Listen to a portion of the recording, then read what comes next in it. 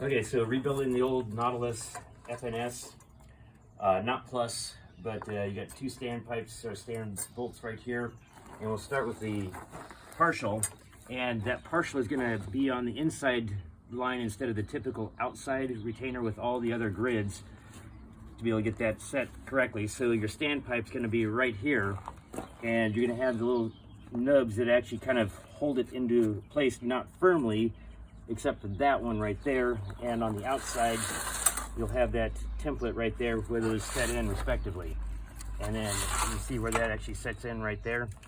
So then the next one will actually stack right on top, and we'll have the outer catch right in like so, and so it goes right in where it sits snugly again right up against the next one. So we'll take the next one, build that right in, same fashion. Mark where your outer is, and it just sets right in. Mark where your outer is, sets right in. Mark where your outer is, sets right in. Mark on the outer. I have to hold these out of the way here momentarily. So set the outer, and it sets right in. Over the top, and it sets right down. So mark the outer, and it sets right in. So when I put this manifold together, I always start with the standpipe. A little bit of lube on the inside of each of the openings where the grid tongues go into, so it aids disassembly in the future. So usually what I do is align your rods, center rods, and you start with your first two where you're actually setting it down at a little bit of an angle, and it's going to be a practice of feel, where you feel where, kind of like a Jenga game, what things are actually pushing on the alignment. It helps to have a flat, level ground where you can then begin to see how they all align and go into the respective holes.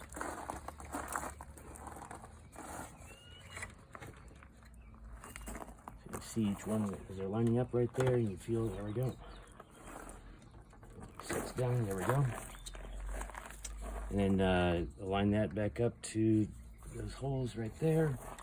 And so you're pressing down, and you can feel as the grids slip in to those openings. You want to make sure that those outer are retaining the grid as well, and keep pressure on the top of the manifold where you can see on both sides, and you can feel where the grid is giving resistance to your next spot that it drops into.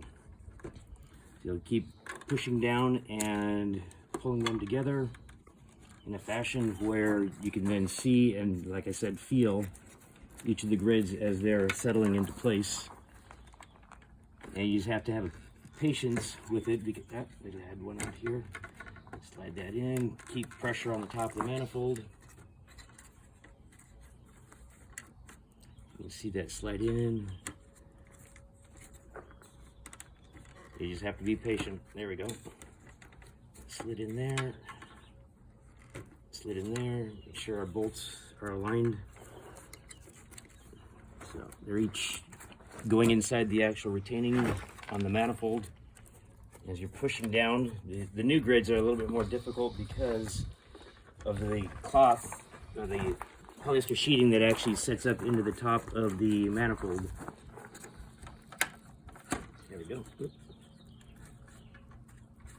Now I've noticed on a couple of the newer manifolds that there's one of the grids that chooses to be out of alignment just a scooch, and it's because of how they actually glue the top template to the lower template and how they're cut. This is the second one I've seen in the last week and a half. It's done the exact same thing with one of the outer grids. Ironically, it's on the back side, same side as well. So on this, obviously, as we press down, align the bolts, align the bolt, that'll be a little bit, I hate to put a little stress on the grid, but to be able to keep it open, we may end up having to do that. Yeah. give it a little bit of push down. And do you have the bolts handy? So one of them at a time, actually hold that. You'll pull up and hold the actual manifold down while you're threading the nut onto the bolt. And hold on to the nuts so that you don't drop it down into the grid pack, and then you have to figure out how to get it out. So let me see the other one. Same thing, lift it up and begin to thread it on.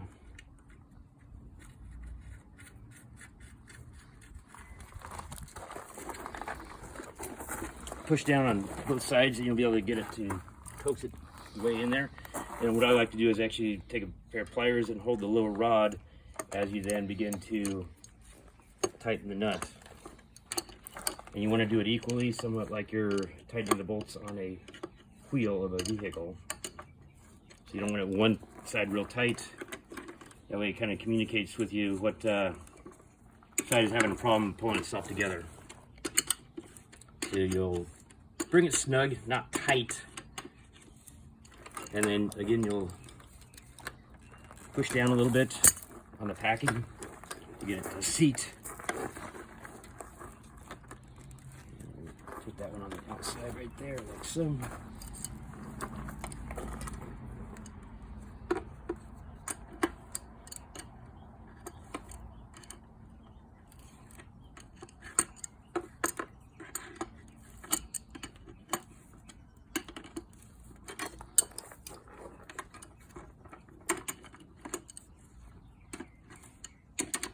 Somewhat loose after you pack them down a little bit more. You'll see that, and it's telling you basically that it's receiving up into, you're basically trying to cover all the slits, like if you're putting new grids back together with an older grid, that there'll be an opening right there between the two tongs that go into the actual manifold.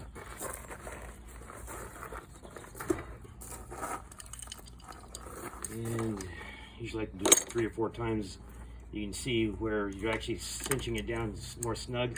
If you don't do this, then during the runtime of the filter, then the grid begins to seat and has play up and down, and you'll get blow-by on that top part right there.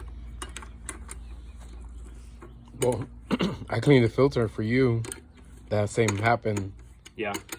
They hired a company to do that, and when they put it back in, they didn't put it all the way inside. Yeah. So that's why it's crucial to have a little bit of lube on the inside of the manifold so it's able to slide up into the opening right there and seat properly.